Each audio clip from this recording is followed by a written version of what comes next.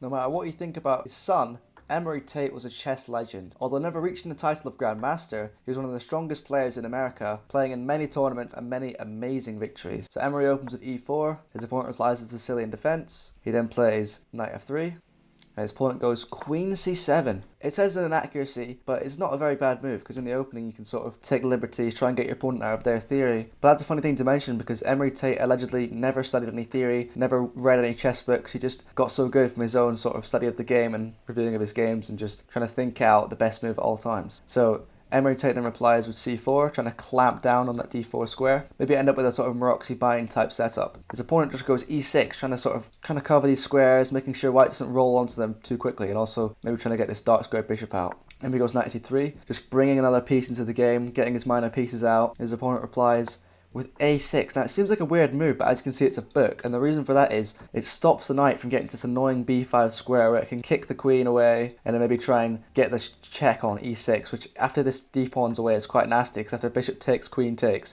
the queen is then sitting on this pawn and it's very hard for that to get developed. So Emory then goes d4, just trying to sort of clarify the center, break it open, get his queen in the game, and then if he takes, recapture with the knight, and you end up with a sort of Maroczy bind setup that I was alluding to earlier. So this is like the Maroczy bind, which is an opening that arises in the Dragon Sicilian, which is g6, bishop g7, and this is sort of seen as the way to counter that opening.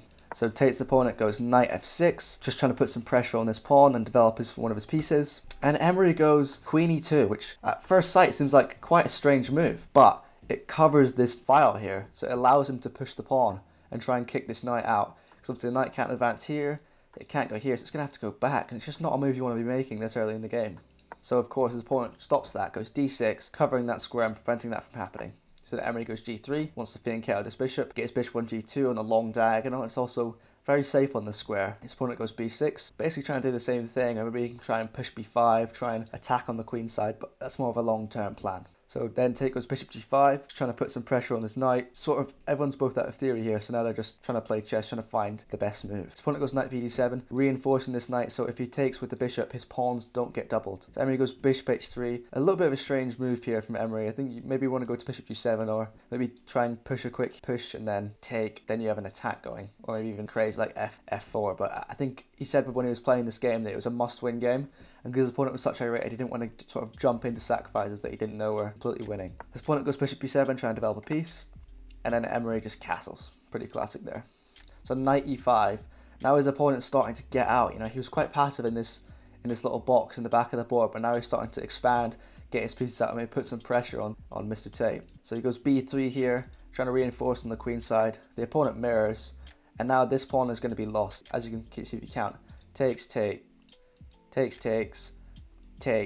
and the queen can't recapture because his queen would recapture. So this pawn is going to be lost. So he's forced to either capture, but he can't do that because it loses a knight, so he's just going to have to reinforce it. So he takes first, doubling the pawns here. Now it's quite a weak structure, especially around the king. You don't want to have that. So now Mr. Tate has quite good attacking chances on this diagonal. There we go, queen h5, pressure here, and the funny thing is, this pawn is now hanging because the queen pins the f-pawn to the king, and now the bishop can take the e6 pawn for free. So goes king e7, defending that, covering the f7 pawn as well. So quite a good move. Obviously Engine makes it best, good defensive resource. And Emory just goes rook c1, trying to x-ray this queen. Obviously this pawn's going to move, and then he can move this knight and have to discover an attack. So his opponent just goes knight d3, trying to just be a bit of an annoyance, you know, thinking, well, if my opponent just moves this rook, he loses time, and then maybe we can do other things like try and break out or get my bishop in the game. But Emory doesn't care. He just takes here. He says, take my rook, go on. I have this x-ray. It's way stronger.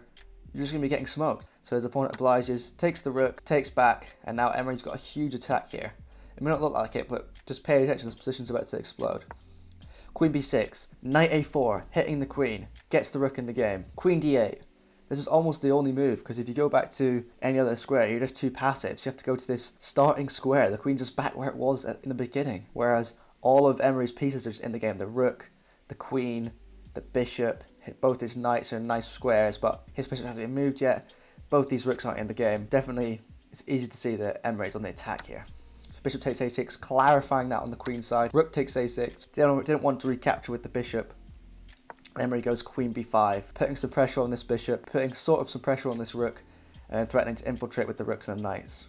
So then he goes queen d7. Emory goes bishop f1. It's a really nice move, because if you take, he takes back, and then with the pressure here, he's threatening to win the bishop. So he's threatening to go, well, I'll just play a random move.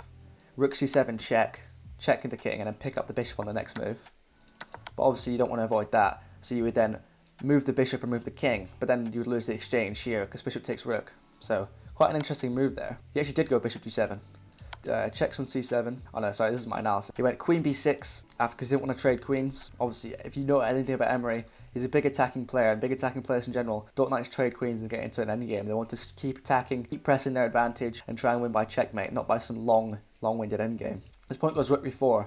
And you're thinking, what the hell is that move? So this took me a while to understand as well when I was looking at this game. I was just like, why on earth is he playing that? So this move, because he took, as you see, he took the knight here. So he wants to give back the exchange any way he can. So he's doing this because after the queen takes, he's not getting his queen pinned because it's hard to stop. And the idea is, after Emory takes the queen, the idea is you take the rook and he's got time to sort of move the queen and make sure he doesn't get pinned. So that's what the idea of that was.